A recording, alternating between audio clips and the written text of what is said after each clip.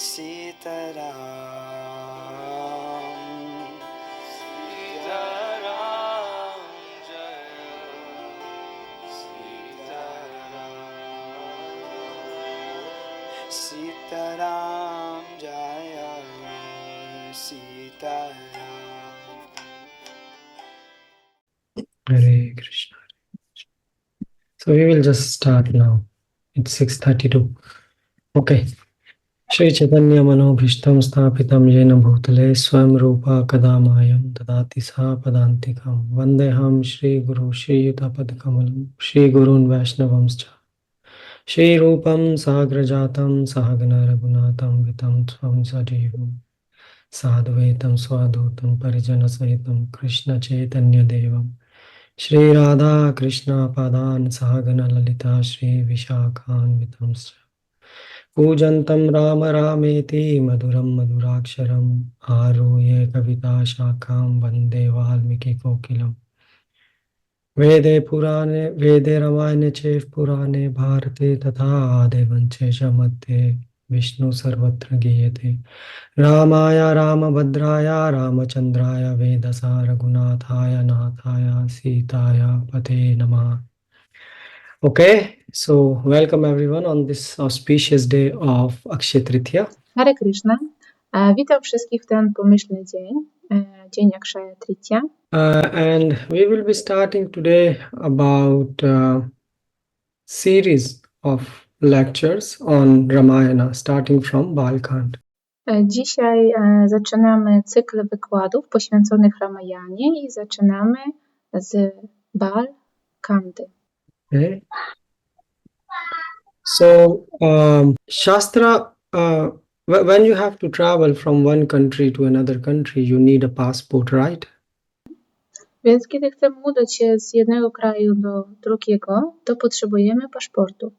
And in the same way, those who have desire to travel to a spiritual planet, which is called where the Lord Rama resides, called Saket. A ci, którzy chcą udać się na planetę niebiańską, gdzie rezyduje Pan Rama i która ma nazwę Saket. So for them, Ramayana is a passport. Dla nich Ramayana jest paszportem. Us want to go to where the Parbrahma Rama resides. He or she must study and live Ramayana. Jeżeli ktoś chce udać się na planetę Pana Ramachandry, to on czy ona powinien studiować Ramayanę. So who is the author of Ramayana? Więc kto napisał Ramayanę? He is Valmiki. Valmiki ji is the author of Ramayana. I to jest Valmiki-ji. Valmiki-ji jest autorem Ramayany. And why he has got the name Valmiki? I dlaczego on dostał na imię Valmiki? So Valmiki did lot of tapasya, and for a long time he was doing his penances. I Valmiki-ji, on wykonał dużo tapasji, czyli bardzo dużo wyrzeczeń. And started to create a hill on top of his body. I w ten sposób mrówki zaczęli kreować mrowisko na jego głowie. Yeah, and his full body was covered in this ant hill. Jego całe ciało pokryło się mrowiskiem. And the ant hill in Sanskrit is called Valmika. A mrowisko w sanskrycie nazywane jest Valmika. And so what happened when Brahmaji obviously was pleased by Valmikiji's endeavor, and when he appeared, I co się stało, kiedy Brahmaji był zadowolony z pokut Valmikiji? so he came, he threw some water on top of this ant hill, and this ant hill disappeared. On wylał trochę wody na to mrowisko i ono zniknęło. And so from Valmika came this person out and that's why he got the name Valmiki. I z Valmika wyszła ta osoba i dostała takie imię Valmiki.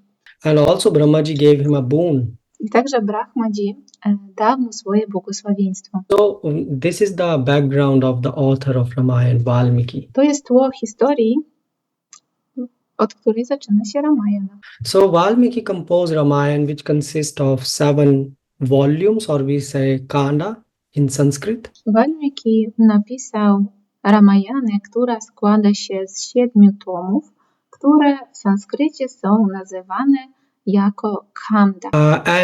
This entire collection of volume consists around about 24,000 verses. I zbiór tych wszystkich tomów składa się z 24 tysięcy wersetów. So why not 23,000 or 25,000? Dlaczego nie inna liczba 23 albo 25? Our acharyas are explaining it as follows. I nasi acharyowie objaśniają to w następujący sposób. So entire Ramayana is nothing but an explanation of Gayatri mantra. Cała Ramayana jest niczym innym jak objaśnieniem mantry Gayatri. And what is Gayatri? It is a key to unlock Vedic wisdom. A czym jest Gayatri? Gayatri to jest klucz do odblokowania mądrości wedyjskiej. So therefore the first letter of Gayatri is the first letter of Ramayana. Stąd pierwsza literka Gayatri jest pierwszą literą Ramayany. And the letter of 101st shloka of Ramayana is second letter of Gayatri. W ten sposób 1001 szloka Ramayany jest pierwszą literką Gayatri. Yeah, and like this. So next after next 1000 is the third letter and so on. Po kolejnym 1000 jest kolejna literka. So Gayatri mantra consists of 24 letters. A w ten sposób Gayatri składa się z 24 liter. And therefore Ramayana consists of 24,000 verses. I dlatego też Ramayana składa się z 24 tysięcy wersetów. And all our Vedic scripture begins from questions and answers. I wszystkie teksty wedyjskie zaczynają się od pytań i odpowiedzi. The aim of this human life is to know who are you, what is life. I celem tego życia jest poznać, gdzie my jesteśmy, co jest naszym życiem. Who is God? Kim jest Bóg? What's my relationship with Him? I jakie ja mam z nim relacje. So athato brahma jigyasa. Shastra says just try to understand the secrets of life. I siostra mówi po prostu spróbuj zrozumieć sekrety tego życia. So Ramayana is beginning also from the questions asked by Valmiki ji to Narad ji. I oczywiście Ramayana też zaczyna się od pytań, które zadał Valmiki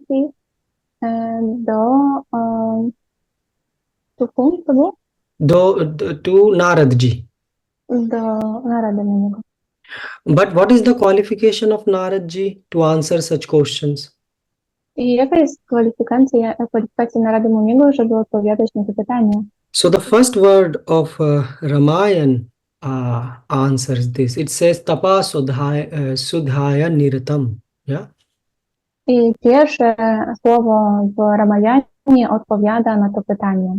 The word Narad means one who takes us out from darkness towards light. Zatem znaczenie słowa Narada to jest ten, który wyciąga nas z ciemności w kierunku światła. So who is Narad? Tapa swadhyaya niratam. One who did tapasya. Jest tym, kto dokonuje tapasji. And is continuously involved, niratam. In what swadhyaya? Yeah. In austerity and studying Vedic scriptures.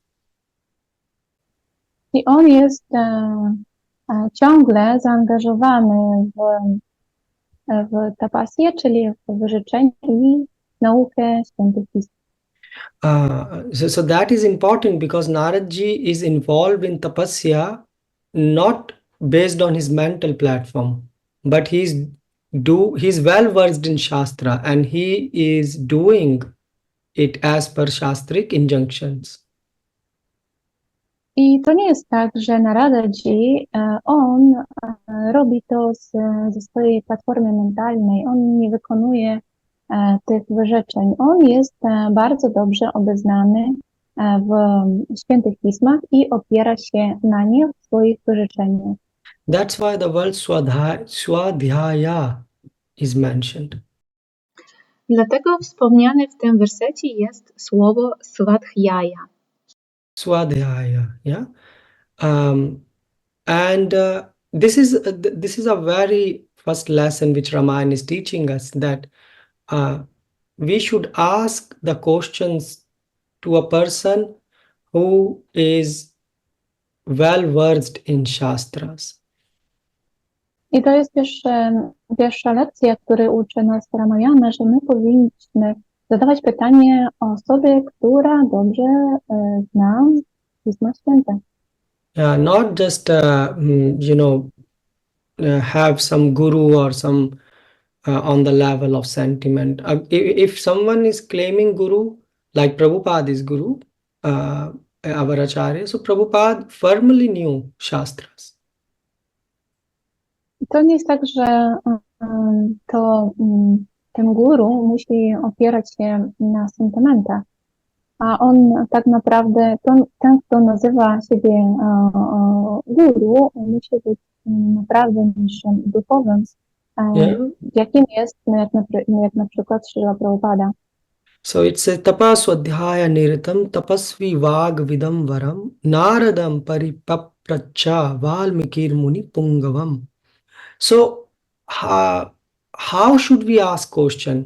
So Valmiki ji asked question in paripracha, means very humbly, not in a challenging manner.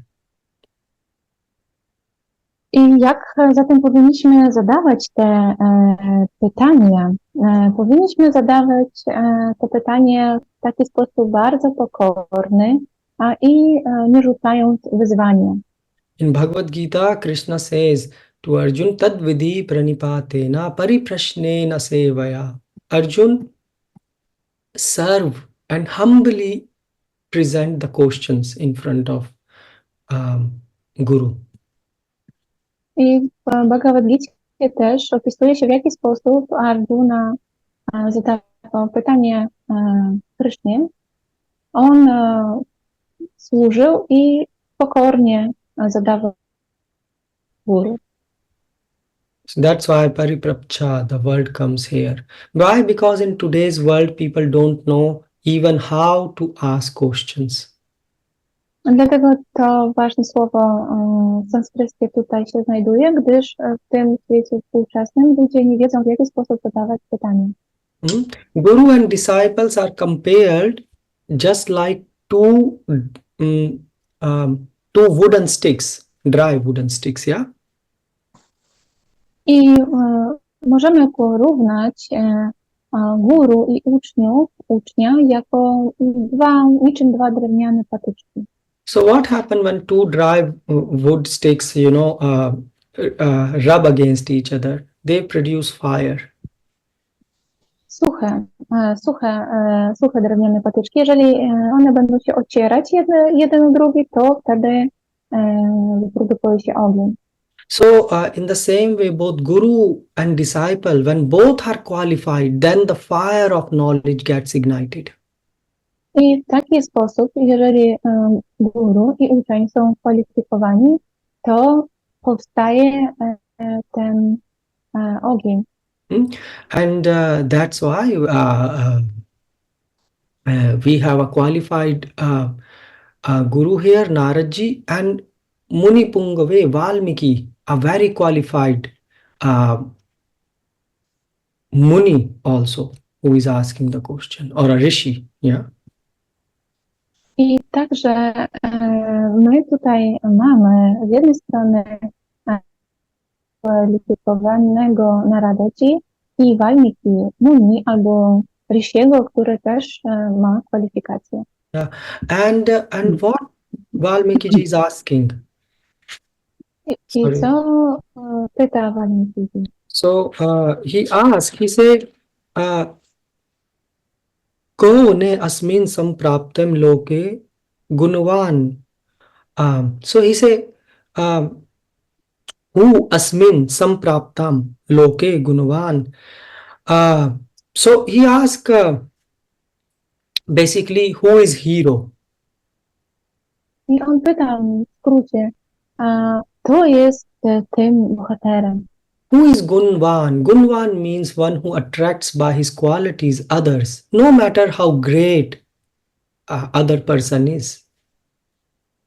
I on pyta, kto jest ten, kto przyciąga innych swoimi cechami, nieważne na ile ci inni są wspaniali w swoich cechach. But a Gunvan person will never let other person feel that he is senior or greater than him.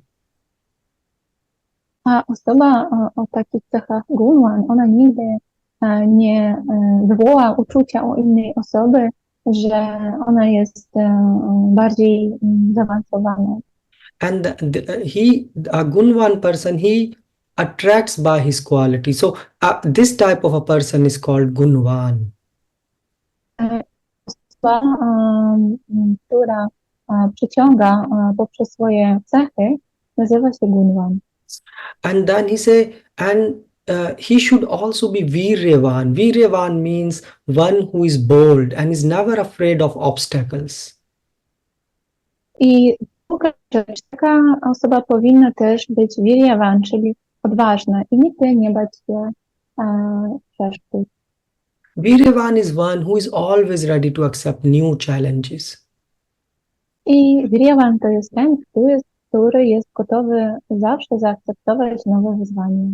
In today's world, we searched for such hero. That's why there are so many movies where they have this concept of a Superman or a super person. Stąd we współczesnym świecie szukamy tego bohatera i dlatego powstało tak wielu filmów, w których ta koncepcja super człowieka jest obecna. And he should also be dharmagya. He should not just be gunvan and viryavan, but he should be dharmagya. Dharmagya means that he should know what is dharma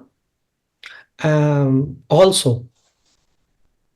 I ta osoba nie tylko musi posiadać te dwie poprzednie cechy, ale również musi być dharmagya, czyli wiedzieć, czym jest dharma. Because dharma is also of two types. Gdyż dharma jest dwóch rodzajów. Yeah, one is like Lokik dharma and other is Vashishta dharma. I są dwie dharmy, które Prabhu przytoczył. And and also he should be Kritigya. Kritigya, yeah. So who is a Kritigya person? I kim jest ta osoba, która ma taką cechę jak kritigya? A Kritigya person is one to whom you can say any number of bad words and still he don't take those words to his heart and forgets them. I kritigya to jest taka osoba, która nieważne ile brzydkich słów usłyszy swój adres, wszystko znosi i też zapomina. But on the contrary, if you do even a tiny bit of service for him, he will remember for years and years. Such a person is called Kritigyavan. Ale jeżeli dla takiej osoby dokonamy chociaż jakiś mały służbę zrobimy, to ona będzie pamiętać przez wiele lat tę posługę i taka osoba nazywa się Kritigya. And he should also be Satyavakyo. He must be Satyavadi, which means what he said, he will fulfill his words, walk his talk. Yeah. I także taka osoba też musi być satyavadi, czyli ona zapewnia to, co mówi. Ona trzyma swoich słów. And he must also be Dridvrata, firm in his vows. I także taka osoba musi swoje obietnice dotrzymywać. So Naradji, in this way, Valmiki Muni listed 16 qualities.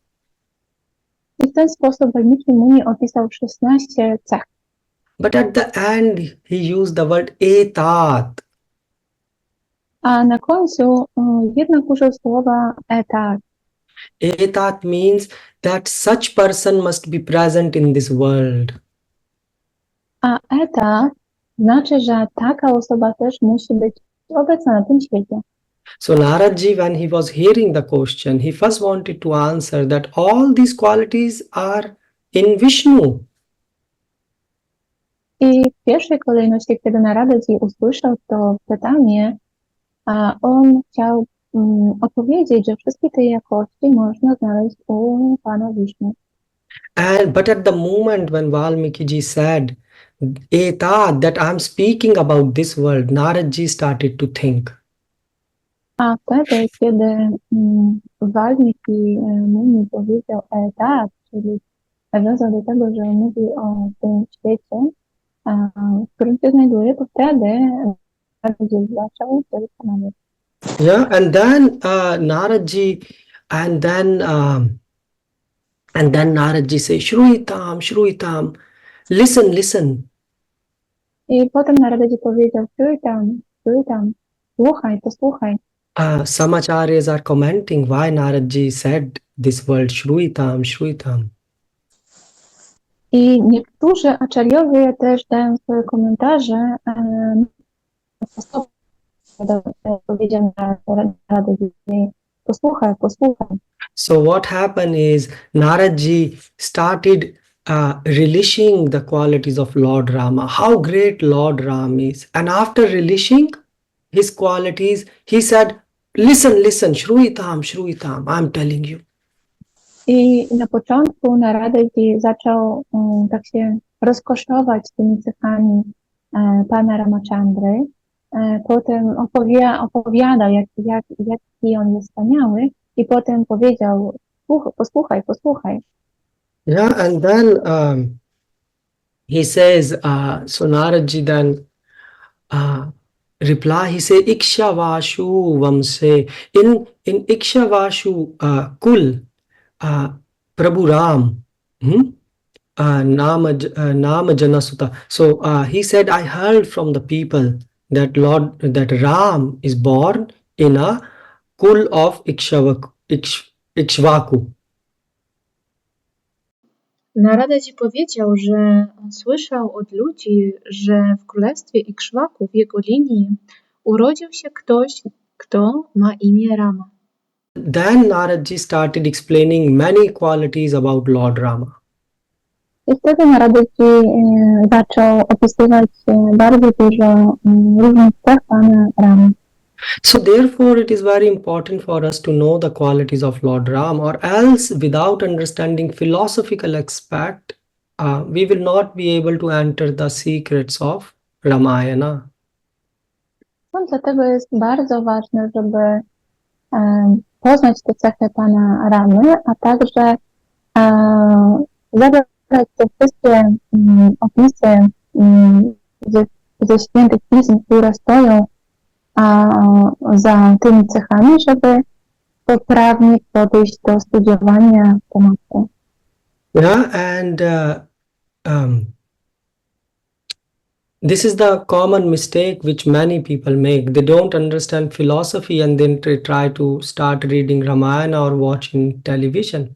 And for them, they practically can't take any lessons how to apply this in life. I to jest bardzo częsty błąd, który się dokonuje. Zaczynamy oglądać telewizję albo studiować Ramayana, język filozoficzny stoi za tym. So Naradji said, Finish. Stąd my nie możemy wyciągnąć praktycznej lekcji tego. So Naradji say Ikshavaku Vamse Prabho Ramo Nama Jane Shruta Niyat Atma Mahaviryo Dutyman Dhritiman Vasiya. So he say, I heard Jana Sutha, I heard from the people of this kingdom. Stąd on powiedział o Szłachu, że on słyszał to od ludzi w tym królestwie. So here Naradji is narrating a very concise Ramayana. I tutaj widzimy, jak Naradji opowiada bardzo zwięźle o Ramayanie. Yeah. Just a minute. Someone's microphone. Oh, so he said, Naradji first start to explain the qualities which are associated with the form of the Lord. I wtedy Naradji zaczął opisywać wiele cech Pana Ramachandry. So he said, Niyat Atma. First word is Niyat Atma. Niyat Atma means, from external sense, one who can control the mind. Mind is also referred as Atma in Sanskrit. I on używa takiego słowa jak Niyat Atma. Niyat Atma znaczy też umysł na sanskrycie. Gdyż też umysł jest nazywany na sanskrycie jako Atma. So one who has controlled the mind is called Niyat Atma. Czyli ten, który objął kontrolę nad swoim umysłem, nazywany Niyat Atma. But it also has one internal meaning. Ale też jest inne jakby znaczenie bardziej wewnętrzne. It means one who is present everywhere. Czyli to też znaczy tego, kto jest obecny wszędzie. So you see Shastras, when you study Shastras, they go like this. They have one external meaning and other internal meaning. Kiedy my studiujemy siastry, to my zobaczymy, że mamy jedno znaczenie wewnętrzne, a jedno znaczenie zewnętrzne. Czyli mamy tutaj dwa aspekty siastr. Then Naradji then used the word Mahaviryo. Who is Bhagavan? He is Mahavir. One who has great strength. I wtedy my też widzimy, że Naradji używa kolejnego słowa Mahavir, Mahaviryo, czyli ten, kto ma pełną moc, wszechmocny. Internal meaning is that Bhagavan has achintya shaktis. He have uncountable energies. No one else possesses powers like him. I kolejne to jest Achintya Shaktis, czyli Bhagavan ma pełną moc. On posiada wszystką moc, wszystkie energie i nikt nie może z nim w tym się zrównać. And then it is called Dvitiman. He is Tejasvi. Dvitiman. So then the third is Dvitiman. Dvitiman means that the Lord is Tejasvi.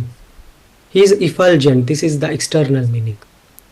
I kolejne znaczenie Dvitiman, czyli promieniejący. I to jest... But internal meaning is all the luminous objects like sun, moon, insects which emits light, or even the Brahma Jyoti. They are coming from the Lord Ram. Cecha promieniejący jest cechą wewnętrzną, zatem cechą, która pokazuje aspekt zewnętrzny, to są wszystkie obiekty, które się świecą.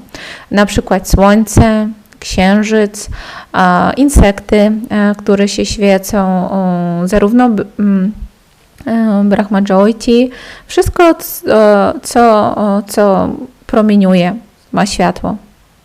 Yeah, so he's the source of every effulgence thing, behind every effulgence thing, the source is Lord Ram. Czyli Pan Ramachandra, on jest źródłem wszystkich rzeczy, które promieniują, wszystkiego światła.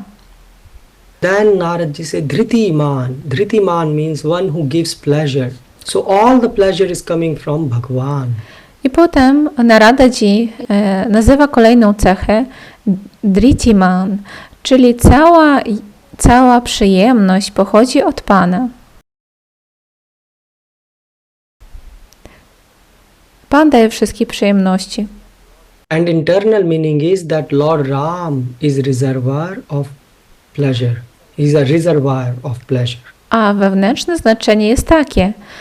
Pan Ramachandra jest rezerwuarem przyjemności. On posiada pełną przyjemność i też w nim możemy znaleźć wszelką przyjemność. Jest rezerwuarem przyjemności. And then he said, Vasi. Vasi means one who is master of everyone. I potem kolejna cecha, Vasi. Vasi to jest mistrz wszystkich, panujący nad wszystkimi. And its internal meaning is swatantra, that one who is independent. No one, one who is independent, which means he is not controlled by anyone. A wewnętrzne znaczenie jest takie, że to jest ten, który jest całkowicie niezależny, czyli nad nim nie ma nikt kontroli. On jest w pełni niezależny. To jest cecha Pana Ramachandry. Then, so these are called Sarup Lakshan, yeah, which Narad Muni narrated to Valmiki. Te wszystkie cechy, które dotychczas opisaliśmy, mają nazwę Svarupa Lakshana. To te cechy opowiedział Valmiki Muni, Naradaji. Next, Narad Muni mentioned 5 qualities of Bhagavan which are associated with this world. I kolejnie my omówimy 5 cech Bhagavana, które są związane z tym światem materialnym. Like Buddhiman, Nitiman, Vagmay. So Buddhiman means one must know everything. Or else how can someone be called Buddhiman? So one, let's say, who know inside out about each and everything in the world is called Buddhiman. Buddhiman to jest ten, który zna wszystko, wszechwiedzący. Buddhiman to też osoba, która zna każdego na wylot i posiada pełną wiedzę o wszystkich i o wszystkim. W przeciwnym wypadku nie może być Buddhimanem. Jest wszechwiedząca. And Nitiman. Nitiman means one who knows Maryada. Yeah, that is one who knows limits. Nitiman to jest ten, kto zna ograniczenie, kto zna, gdzie leży granica.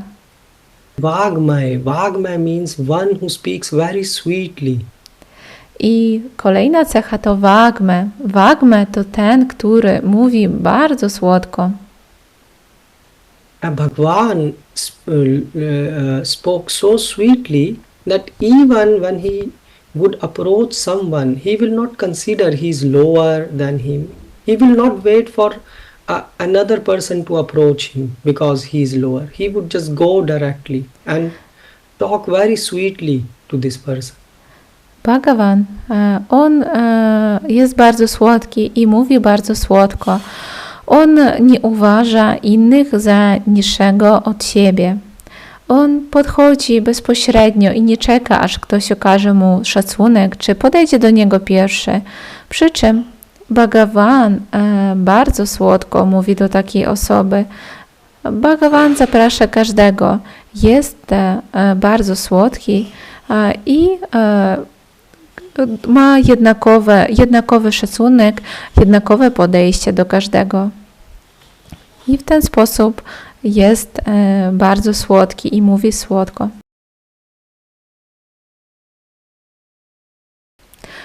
On nie robi różnicy, on nie rozróżnia, kto jest młodszy, kto jest starszy, mniej lub bardziej zaawansowany. Zaprasza każdego. Czyli on zaprasza wszystkich i okazuje szacunek wszystkim. Ayodhyavasi. So Ayodhyavasi Mataji means residents of Ayodhya. So therefore Ayodhyavasi, they love Ram. Ayodhyavasi to są rezydenci Ayodhyi, mieszkańcy Ayodhyi i oni wszyscy kochają Pana Ramę. Wszyscy uwielbiają Go. And it was a fact that just by seeing the Lord, everyone will feel bliss, peace and satisfaction. I to jest faktem, że każdy, kto tylko zobaczył Pana, od razu czuł satysfakcję, zadowolenie, błogość i pokój w swoim sercu. And this is another quality of the Lord. He is Shubh Lakshana. I to jest kolejna cecha Pana. On jest Shubh Lakshana. Just by seeing him, you feel peace, bliss and satisfaction. Tylko poprzez widzenie Go my możemy poczuć spokój, satysfakcję i błogość. W ten sposób So like today we talk, we call each other or we write WhatsApp messages. In the same way, in the past, residents of Ayodhya, they will speak among themselves. Oh, did you had darshan of Lord Rama today? Other person will reply, yes. He will say, oh, you are so fortunate. tak samo jak my teraz mamy różnego rodzaju komunikatory, piszemy do siebie na WhatsAppie, tak samo mieszkańcy Ayodhyi rozmawiali między sobą i oni często rozmawiali o Panu Ramachandrze i jeden mieszkaniec pytał drugiego: o, a czy ty dzisiaj widziałeś Pana Ramę? Tak, miałem jego darshan. And a person who will stand nearby, he will hear and he will say, oh, but I didn't had today darshan of Lord Ram. They will say, oh, you are so inauspicious. Why we saw your face in the morning? Tak, i jeżeli taka osoba odpowie, że tak, widziałem, to jesteś szczęściarzem, ktoś jej odpowie, a druga osoba, która nie widziała Pana Ramachandry, powie, no nie, ja niestety nie widziałem, nie miałam darshanu. Oni mogą mu odpowiedzieć, jesteś taki niepomyślny, dlaczego widzieliśmy Twoją twarz dzisiaj rano? Dlaczego? To jest takie niepomyślne dla nas. And then Narad Muni started describing the bodily features of Bhagavan. I wtedy Narada Muni zaczyna opisywać cechy cielesne Pana, jego formę.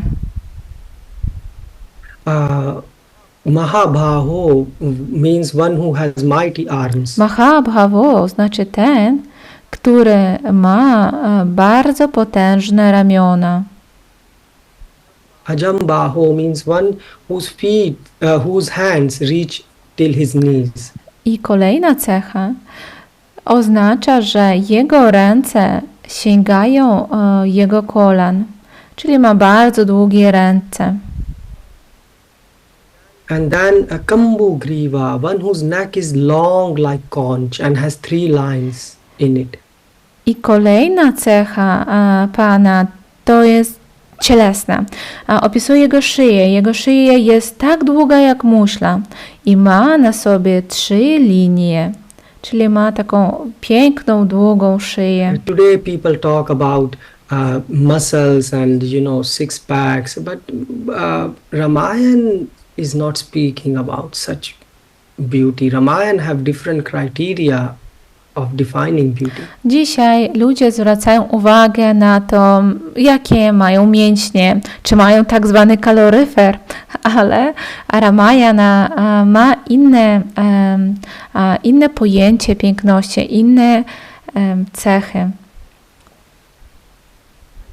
Saints who have witnessed the beauty of the Lord has narrated his form and established Archa Vigraha as per the Shastras. So the deities which we make and establish in the temple, they are not created whimsically. They are as per the direction of Shastras.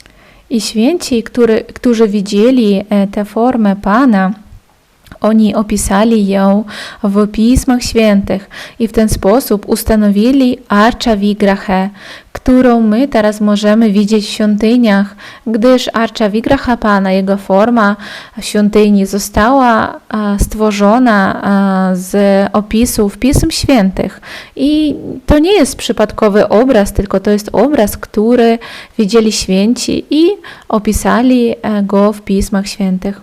And then Mahanu, his cheeks are filled, they are not like inside, his cheeks are puffed. Jeżeli mówimy o policzkach Pana, to Jego policzki, one są wypełnione, one są nadęte i okrągłe, czyli są nadęte bardziej. Maheshvasa means he is holding dhanush, bow. What does it mean, Dhanush? Dhanush means bow. Co znaczy manusz? Dhanush znaczy łuk, czyli to jest ten, który trzyma łuk. Pan trzyma w swoich rękach łuk. And Vishal Aksha, he has big eyes. Pan ma też duże oczy. To jest jego kolejna cecha cielesna. Sulalat, his forehead is so attractive, and his chin is Suvikrama, means his chin is a bit big. Jeżeli chodzi o twarz Pana, a w szczególności czoło, ono jest bardzo atrakcyjne, a jego podbródek jest duży, wyrazisty. Yeah, so Sululat, his forehead is very attractive. Czyli jego czoło, ono jest bardzo atrakcyjne, bardzo przyciągające, And his chin is a bit big. a podbródek jest naprawdę duży.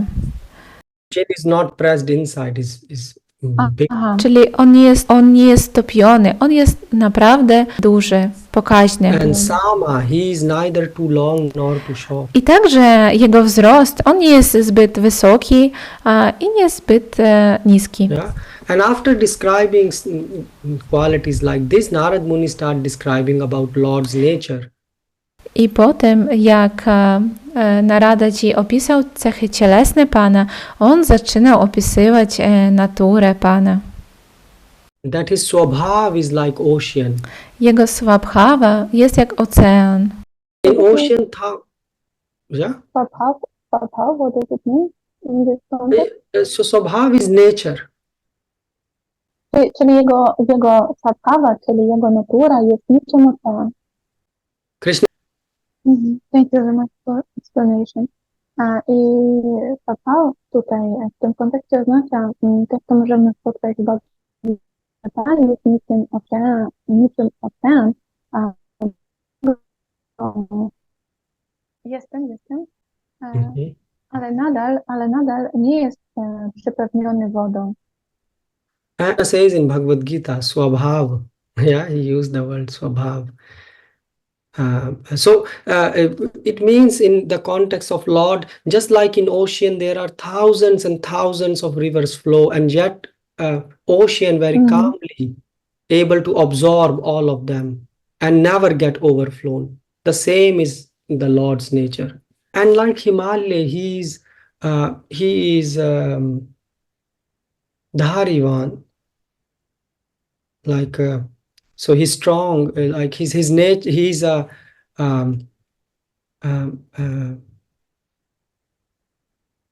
is not so Lord's nature is like, he's like Himalaya, yeah? Like mountains don't move left to right, yeah? They stay firm in where they stand, and the same Lord is his position is very stable.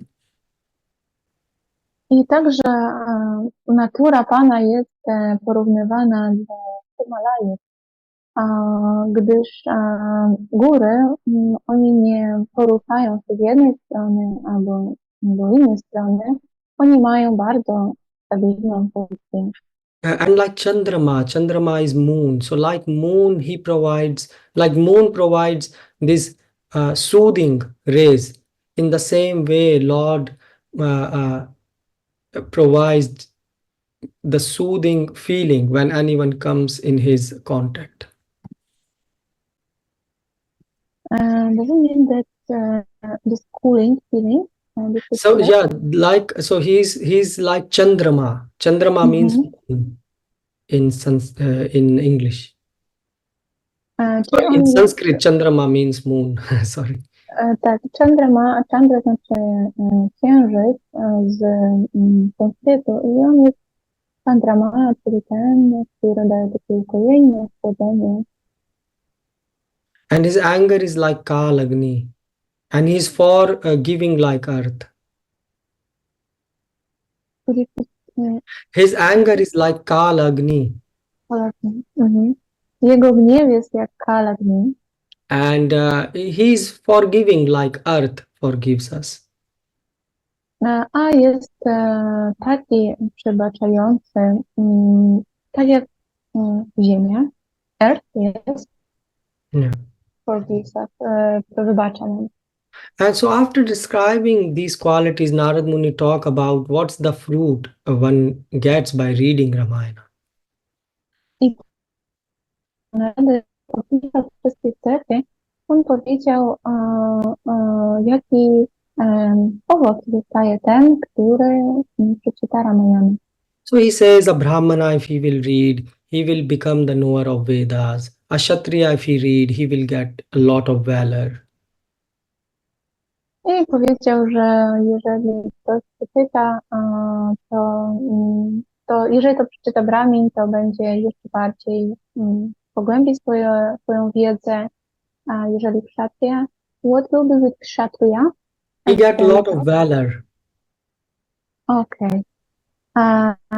I on uzyska też valor.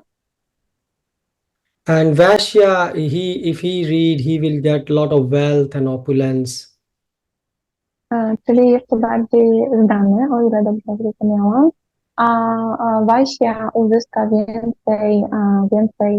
więcej siły. So after that, Valmiki performed puja of Naradji, offered prasadam to Naradji, and Naradji departed from there, and it was almost evening time. I wtedy Valmiki dokonał pudży, Naradji zaoferował mu prasadę i wtedy Narada Muni już wyszedł i to już był wieczór. Yeah, and Valmiki then, along with his disciple Bharadwaj Muni, he head towards Tamsa river to take evening bath. I Valmiki ze swoim uczniem, could you please repeat the name of the disciple? Bharadwaj. Bharadwaj udał się, żeby przyjąć kąpiel. Yeah, and there Valmiki said to Bharadwaj Muni, he said, look how pristine is the water of Tamsa river. It looks as the mind of a yogi, perfectly still. I wtedy, kiedy oni przyszli wziąć ten kąpiel, Valmiki powiedział do Bharadwaja Muniego, popatrz na tę wodę, ona jest niczym umysł jogina, bardzo stała i spokojna. Yeah, and like this, they were admiring the beauty of the forest and the nature. I w taki sposób oni kolejnie podziwiali las i całą naturę. And they noticed two cronch birds. So cronch birds don't walk straight; they walk a bit, not in a straight line. And they have a big beak. Birds? Yeah, cronch birds. I'm not sure I know. You just say I know. cronch. We will explain later on. But don't. So these are two birds, cronch birds. It's Okay. Yeah, and they. Kulawe ptaki. Pardon? No ja tutaj pytam, może Urgaja to była, bo Katamrita ma to It's comes in Sanskrit. This is cronch. Yeah. Okej. To przepraszam. Nie wiem, jak to przetłumaczyć. Okay, you say so. I can describe how these birds are. So they are two birds and they don't walk in a straight line. So they walk a bit like um, not in a straight direction, but a bit like this, and they have a big beak. No i te ptaki, one, z tego co zrozumiałam, one nie jakby takie były niczym kulałe, nie mogły iść prosto, tylko mieli taki problem. Yeah, and there was one male bird and one female bird, and they were both in a conjugal mood. I był jeden ptak, samiec i samica, i oni byli w takim nastroju małżeńskim. And Valmiki was witnessing this, and from nowhere an arrow appeared and hit it directly the male bird, and the male bird instantly fell dead on the ground. I wtedy Valmiki zobaczył, jak pojawiły się błyskawice i uderzyła w tego ptaka, w tę samicę. Yeah, and and what happens? The female bird, she witnessed and she started lamenting, screaming, and crying. To było w drugą stronę tego ptaka, właśnie rodzaju męskiego, uderzyła ta błyskawica, a ten drugi ptak rodzaju żeńskiego zaczął tak jakby krzyczeć, ubolewać nad tym. And by seeing this, Valmiki mind becomes so disturbed, and out of a compassion in him arose a curse which he spoke to the hunter.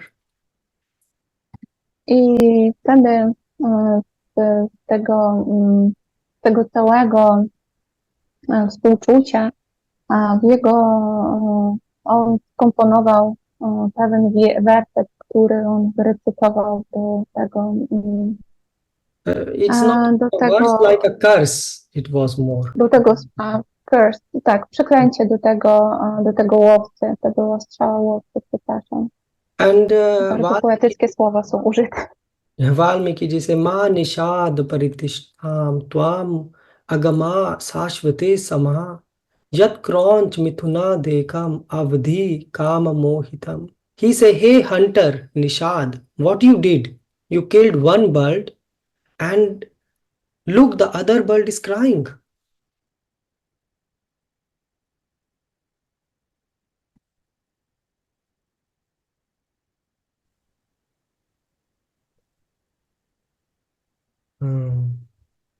I don't think we can hear Mataji. Sorry, I had some problems with that connection.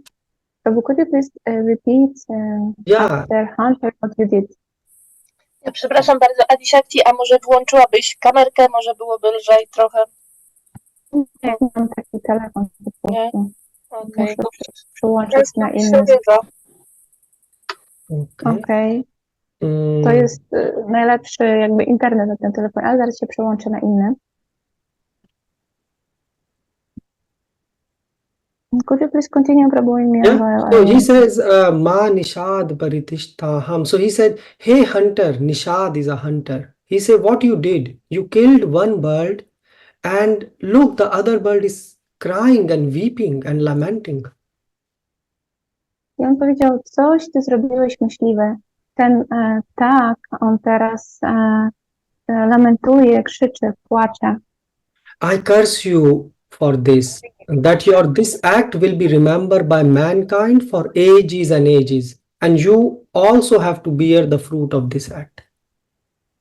I on powiedział, że ja ciebie przeklinam na wieki wieków i ty będziesz jakby miał konsekwencje tego przekleństwa bardzo długo. Będziesz. And this is the curse Valmiki gave to the hunter.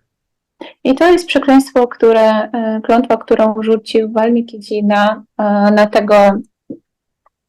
tego łowcę. And acharyas are commenting on this, that this curse was spoken first of all in Anushtup meter. Mówią acharyowie, że to przekleństwo było skomponowane, stworzone w taki sposób, który nazywa się Anushtup. To jest Yeah, niczym it's a meter poezja. in Sanskrit. Mhm.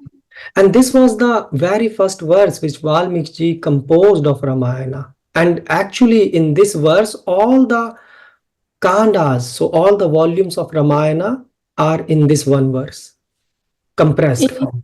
I tak naprawdę to był wstęp do Ramayany, to przekleństwo. I to całe, ten cały jakby werset, w nim jest opisana cała Ramayana. So he said Ma. So for example, Ma means Lakshmi, and Nishad means close to. So Lakshmi is close to whom? To Narayan. I on powiedział, że Ma, czyli Lakshmi, jest blisko do Narayany. Yeah, Nishad means blisko. In Sanskrit. So he says, Ma Nishad Pratishtaham. So he says, so Narayan, his Pratishta will remain for ages and ages in the world. Why? Because Yat Kranch Mithuna Dekam Avidhe Kama Mohitam. Because he killed one bird. I on powiedział, że on zostanie na wiele, wiele lat w tym świecie, tak naprawdę do końca tego świata, bo zabił tego ptacha. Narayan, just to be sure, you translated the glories of Narayan, yeah? I Because the meaning is that the Pratishta means glory, yeah? So the glories of Narayan will be remembered for ages and ages in this world. Why? Because, yeah, he killed one bird. sorry, No, don't worry, don't worry. ale dlatego, że właśnie ten myśliwy był przeklęty, ta cała pratishta, czyli ta cała sława Pana Narayana, czy też Pana Ramy, będzie przez wieki wieków też obecna w tym świecie. Why? Because he killed one bird. And who was that bird? Ravana. And he left the other bird alive, who was crying and weeping. And who was that other bird? Mandodari, the wife of Ravana. I dlaczego tak się stało? Kim był ten ptak, który został zabity? To był Ravana, a inny, ten, który płakał, to była żona Mandodari, żona Ravany. So in this way there is full Ramayana in this verse. I w ten sposób możemy zobaczyć, że ten wers, on opisuje całą Ramayanę. There is also Balkand in this verse, Ayodhya Kand in this verse, where Dashrath, the father of Ram, is crying and lamenting and left his body because of separation from Lord Ram. I widzimy, że tam są też inne kandy, Balkan czy Ayodhya Kand. So after giving this curse, Valmiki started to feel remorse and wanted to confess, because he was thinking, what I did. I'm supposed to conquer anger and lust, and from my mouth such cursing words were spoken to the hunter. I potem, po tym jak rzucił tę klątwę, Walmiki zaczął się zastanawiać, gdyż on jest tym, który pokonuje gniew i też pożądanie, jak takie słowa mogły, jak on mógł wypowiedzieć takie słowa tego przekleństwa. And when then Valmiki was going back from the river, and again this curse which he gave was going on in his mind. So he was repeating it all the time in his mind. I potem, jak on już odszedł z tego miejsca, tę klątwę, którą on rzucił, ona cały czas wracała do niego i cały czas była w jego umyśle. So finally he reached home, his ashram, and he noticed that Brahmaji is coming. So he and his disciple, they all received Brahmaji and gave him a seat to sit.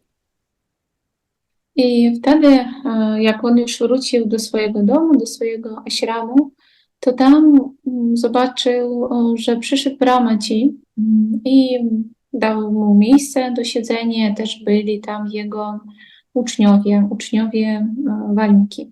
And Brahmaji at once understood that Valmiki is disturbed. When he said, "Oh, don't be disturbed.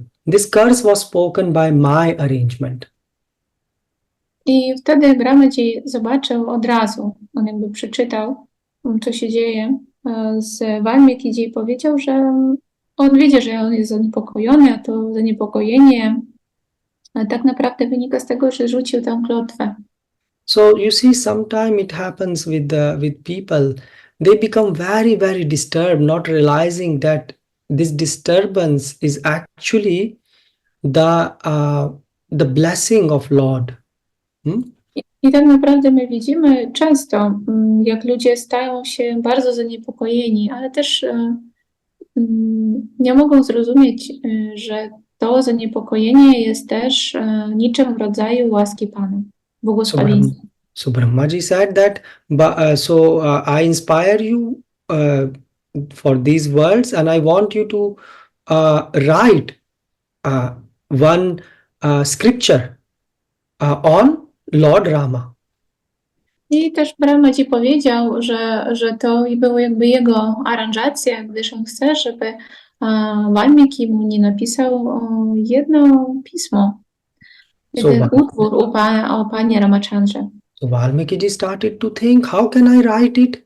Lord Rama already performed so many activities. He's ruling the kingdom.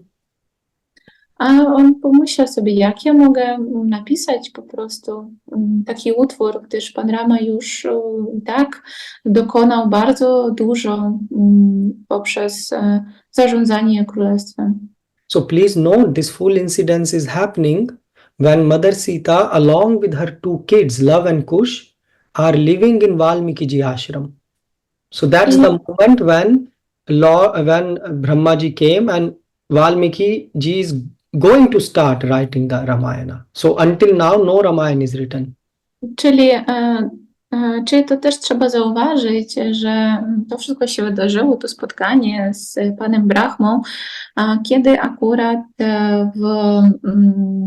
w ashramie Valmiki była matka Sita ze swoimi dwoma synami, Lwem i Kuszem, i wtedy jeszcze do tego czasu Ramayana nie była napisana właśnie. So Brahma said that, don't worry, by my blessing, Valmiki, you will be able to see what had happened, what is happening, and what is going to happen. And by my blessing, not even a single word written by you will be untrue.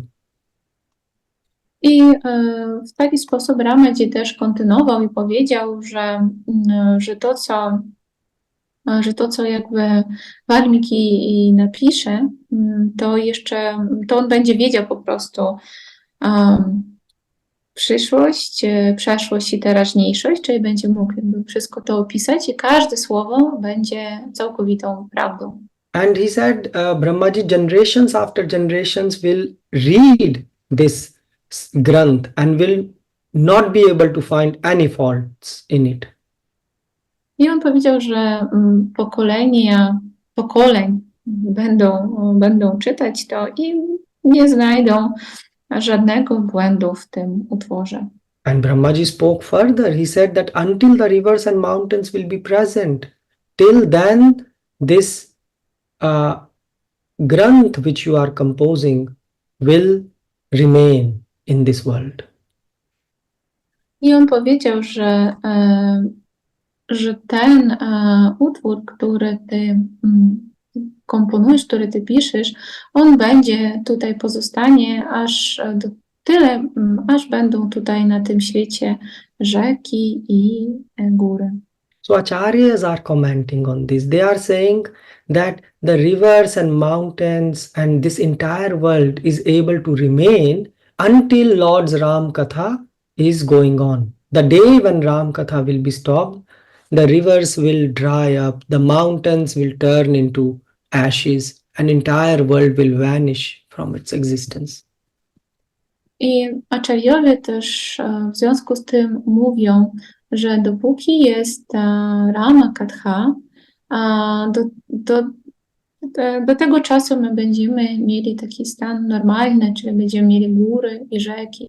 A jeżeli ta Rama Katha przestanie być obecna w tym świecie, to wtedy wyschną rzeki, a góry staną się popioły i zniknie cały świat. And Brahmaji spoke that one more thing, Valmiki, like one keep amla. Amla is a small round fruit, like a small ball. So he said, like you put it on the palm of your hand, and one can see it clearly in a 3D. Yeah, in the same way, you will be able to witness Lord's Ram activities. I powiedział, kontynuował dalej Brahmaji, że tak jak amla w twoim ręku, czyli taka kula, możesz zobaczyć wszystko, co się dzieje z panem Ramachandrą. What Lord Ram was speaking, what his associates were speaking in the Leela, his friends, his relatives, his enemies. Czyli co mówi pan Ramachandra, co mówią jego towarzysze, jego też rodzina i wrogowie. So you will be able to see it and hear it clearly. Będziesz mógł zobaczyć to i też usłyszeć to. Bardzo jasno możesz to zobaczyć. So in next class, because we are over time, so in next class we will continue that how Valmiki now will start meditate on Ram, and he will start writing Ramayana. I kolejnego razu, gdyż teraz jest już troszeczkę późno, będziemy kontynuować, jak Valmiki zaczął medytować o Ramayanie. Anyone has any questions or comments? Czy ktoś z wielbicieli ma jakieś pytania albo komentarze?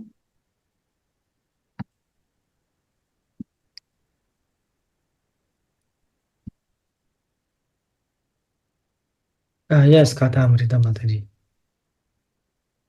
I think you are on mute, Mataji.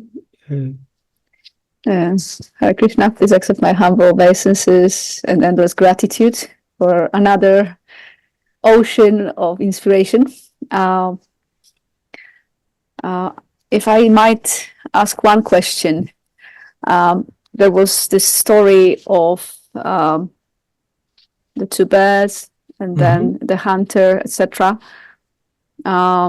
which comes to the conclusion of disturbance or being disturbed, and sometimes it is Lord's will.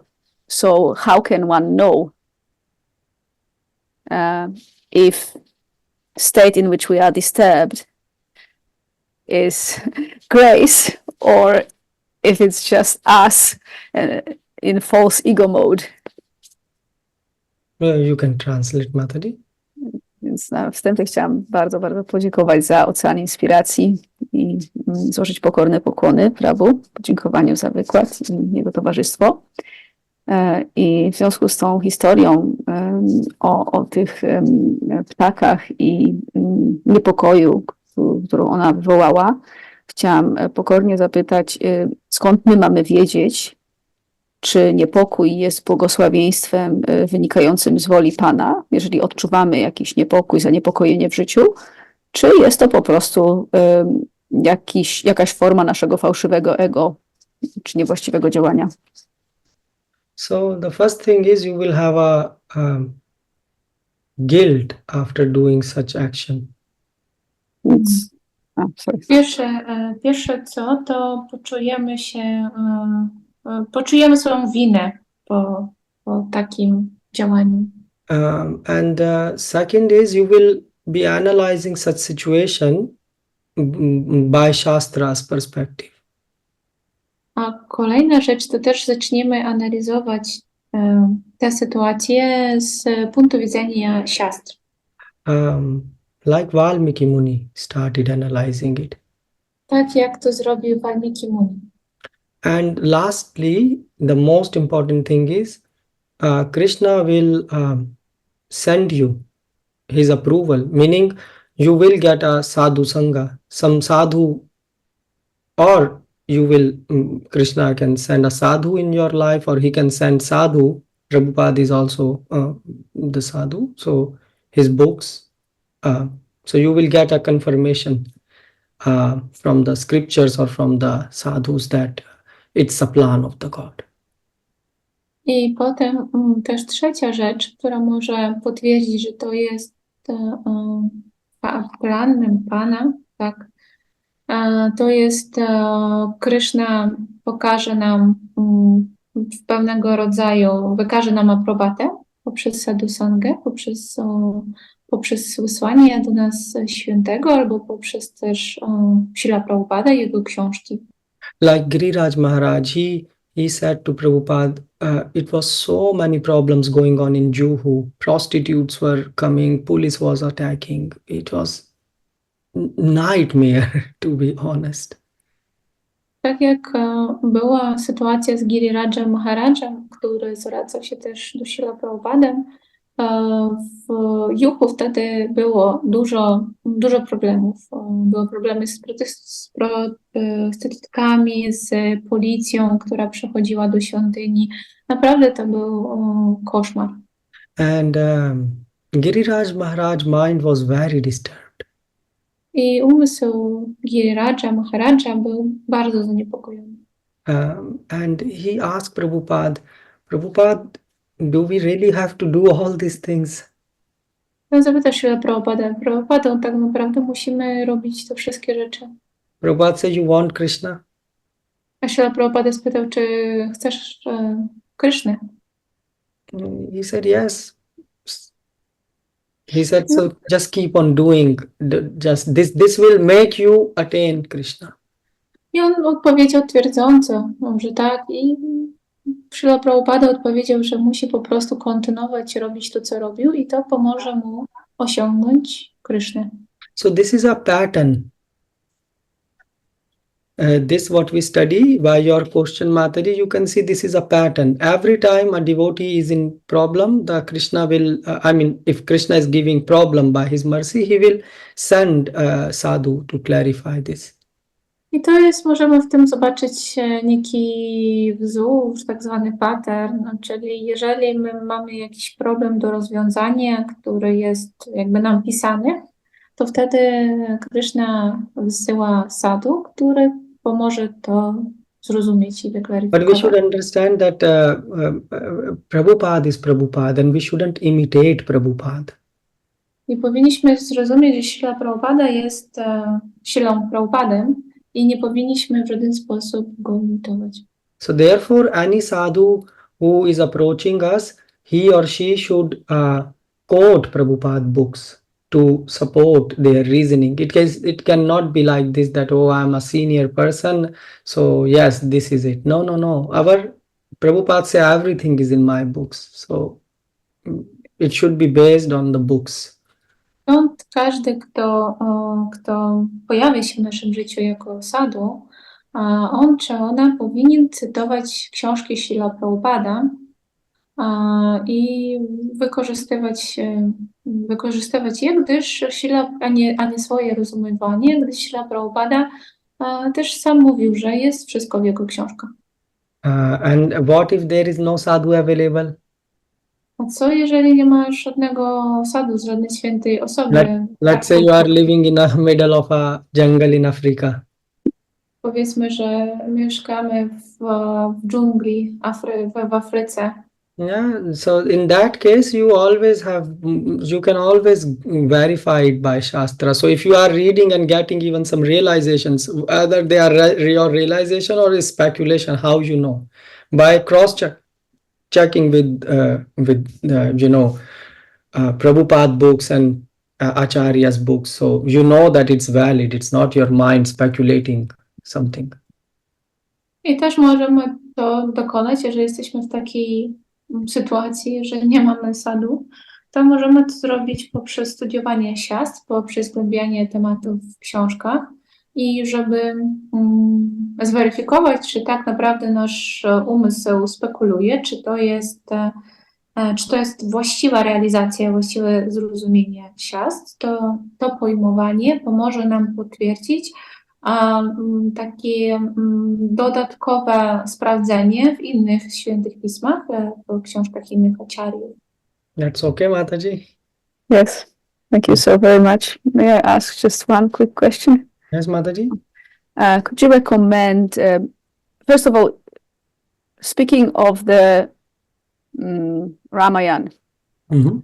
could you recommend either English or ideally English version of Ramayana that is worth recommending? And is the so-called benefit of reading it the same as reading in Sanskrit? Because there are so many versions and they might be a bit bogus or something. So Mogę Cię pytać, czy Prabhu mógłby dać jakąś rekomendację książki w języku angielskim? Chodzi o przekład Ramayany, gdyż jest bardzo dużo różnego rodzaju tłumaczeń i chciałaby uzyskać takie tłumaczenie, taką rekomendację, która na pewno będzie korzystna dla naszego rozumienia. So there is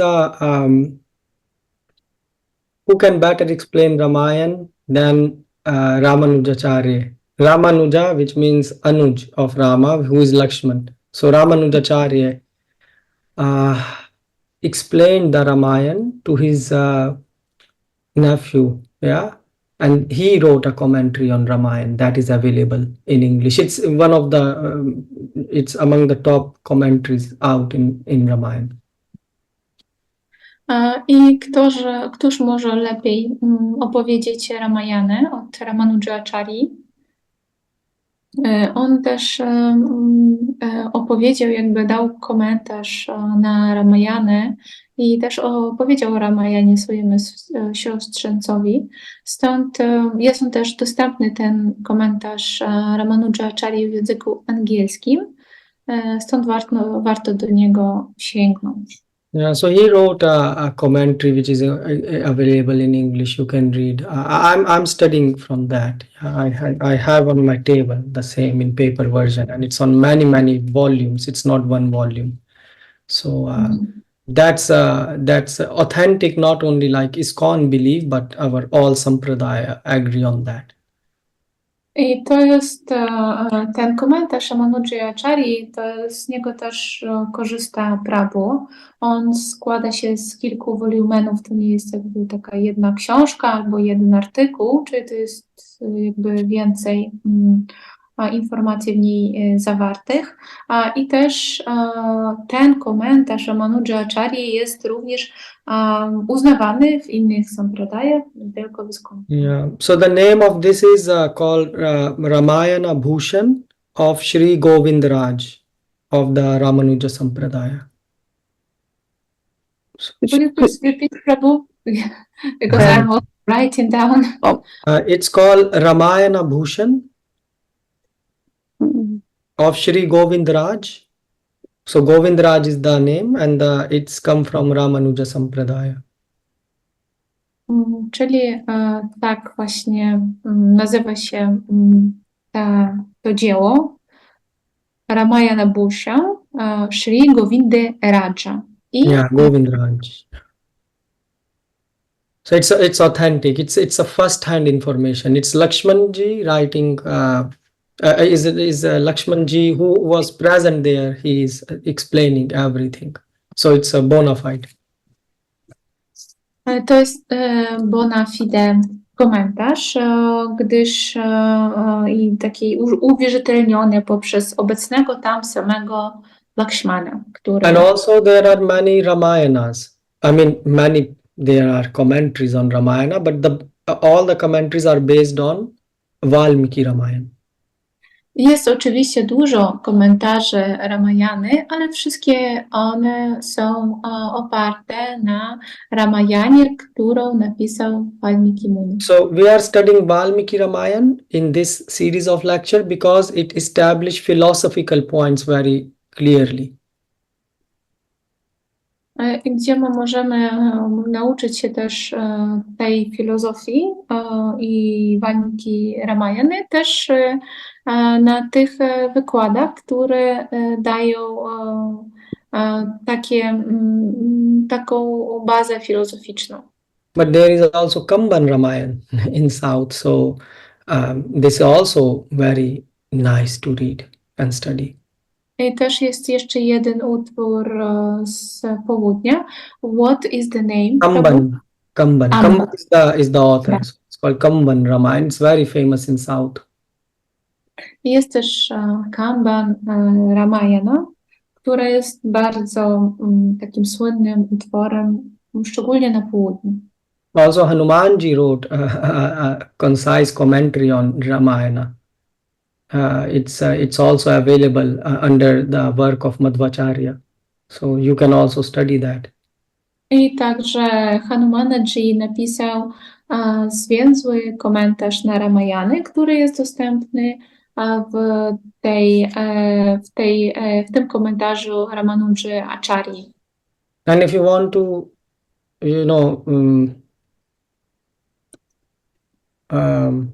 avoid reading all this, just come to the classes, because we're gonna cover some of, we will cover the Valmiki Ramayana, but also after a while, if Krishna permits, we will touch on Kamban Ramayana and another. But first is like understand Valmiki Ramayana. I oczywiście tutaj, żeby dobrze to zrozumieć, to zapraszamy na te wykłady, gdzie będziemy studiować Valmiki Ramayana, a jeżeli czas i Krishna pozwoli, to będziemy też inne utwory zgłębiać. So one thing, like for example, there is no, we say like there is this Lakshman Rekha, you know, the Lakshman put the line that Sita shouldn't cross. This is nowhere in Valmiki Ramayana. I także prawdopodobnie słyszeliście o tej linii, którą nakreślił Lakshman, której nie mogła przekroczyć Sita. Tego nie znajdziemy w Valmiki Ramayana. Or for example, Ravan was cursed that the moment he will force a woman, you know, he grab a woman forcefully, his head will explode. So now the question is, how he able to kidnap Mother Sita and he was still alive? So Valmiki is answering this. I też Valmiki na przykład odpowiada, że odpowiada na to pytanie, bo była taka klątwa rzucona na Rawany, że jeżeli on skradnie kobietę, czy jakąś przemoc wystosuje do kobiety, to wtedy wybuchnie jego głowa. Ale jednak udało mu się ukraść Sitę. So, or for example, we people quote, "Oh, Jatayu, such a great devotee, yeah, he sacrificed his life for the Lord." But actually, Lord Ram was happy, but was pleased by Hanuman service, not by Jatayu service so much. So these are the things. Why this is important? Because Ramayana is meant to live. When you start living these things, you will start to realize devotional service is not a piece of cake that you just try to anything do on the name of devotional service. It's a very big art and we have to learn this art. I tak samo możemy usłyszeć, że Jatayu, jego postrzegają jako wielkiego wielbiciela Pana, który poświęcił wszystko dla Pana. Ale tak naprawdę Pan był szczęśliwy, ale był bardziej zadowolony ze służby Hanumanji, gdyż służba, oddanie to nie jest takie proste. My nie możemy wszystko nazwać służbą oddanie. Służba oddanie jest niczym sztuka, której musimy się uczyć i do tego nam służy Ramayana, której zasadami musimy żyć. There are these things. I mean, that's why we call it like secret. These are some sort of secrets in Ramayana which we can explore. And Prabhupada wanted to translate actually Ramayana. It was his in his letters you can find that. I w ten sposób my nazywamy takie rzeczy tajnikami, niczym tajniki Ramayany. I też Śrila Prabhupada, on chciał przetłumaczyć Ramayanę i też my to możemy znaleźć w jego listach. On o tym pisał. So that's okay, Mataji? Yes, sure. Just to make sure I got it right. So this Sri Govindaraj's commentary on Ramayana is like a, let's say, Ramayana in a nutshell. So there is the story told as well as commentary, or it's just the commentary? It's full commentary. Full commentary. Full commentary. It's a big thing to read and study. It's not a small book. I było pytanie uzupełniające dotyczące komentarza Sri Govindy Raja. Czy to jest jakby taki kompleksowy utwór, gdzie znajdziemy zarówno historię, jak i komentarze na nie. Prabhu odpowiedział, że to jest tak naprawdę duży, potężny komentarz, który musimy studiować.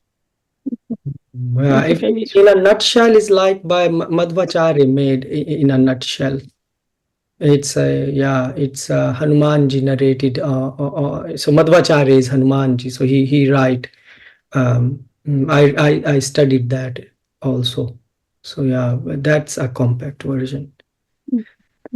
Bardziej kompaktowa wersja jest w utworach Ramanuji Acharya, czyli to jest ta opowieść Hanumanaji. To jest tak naprawdę ta esencja, co opowiada Hanumanaji. I mean, the point of studying Ramayana is, it can be how you can apply it, and without acharyas, like without Govindaraj commentary, it will be, or Madhvacharya's commentary, we will not able to apply it. Like I talk with so many, I spoke with devotees and they say they study Ramayana, and then I ask questions and then they just don't know anything. And why? Because we are interpreting by ourselves. We don't have to interpret this. It is Rama's life narrated by acharyas, and there is nothing to speculate. There is a reason behind everything. You know it, but you don't have to guess it. Just understand why. And acharyas are explaining the why. So no need for speculation, yeah. I tak naprawdę musimy nie tylko studiować, ale też żyć tymi zasadami, które daje nam Ramayana.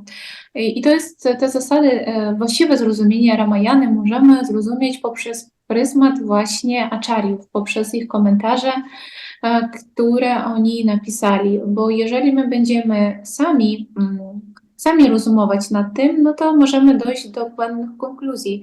A tak naprawdę acharyowie, oni już dali nam wszystko, musimy to tylko przyjąć i zrozumieć. I Prabhu podzielił się też doświadczeniem, że rozmawiał z różnymi wielbicielami, osobami, które czytają Ramayanę, ale tak naprawdę nie znają prawdziwej interpretacji, bo prawdopodobnie nie sięgają do książek acharyów.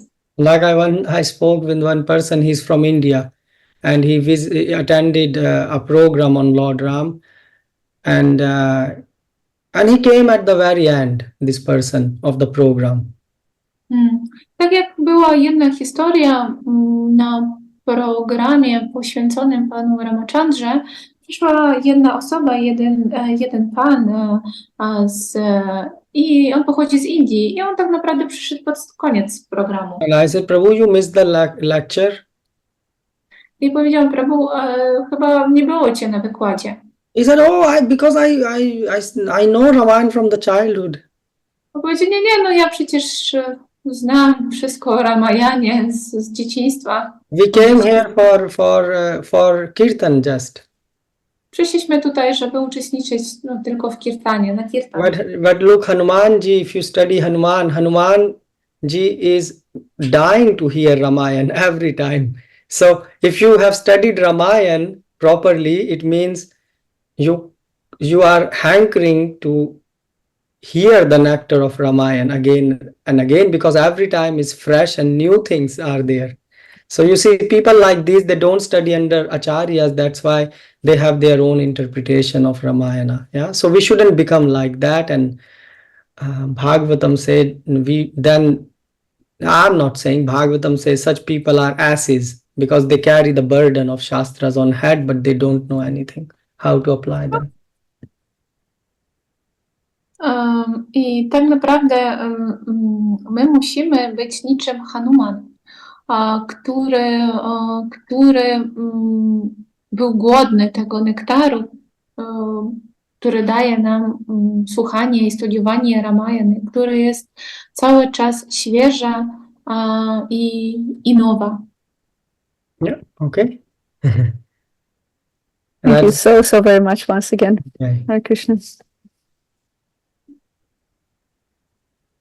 Okay, anyone has any more question, comments?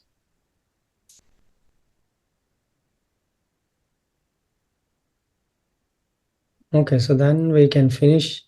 Thank you, everyone. So Vanchakalpa Tarubhyascha Kripasindhu Bhayavacha Patitanam Pavanebhyo Vaishnavabhyo Namo Srila Prabhupada ki jai. Jai. Jai. Hare Krishna. Hare Krishna. Hare Krishna. Hare Krishna, dziękuję bardzo. Thank you for translation. Dziękuję Thank you for association. Hare Krishna. za Hare Krishna. Hare Krishna.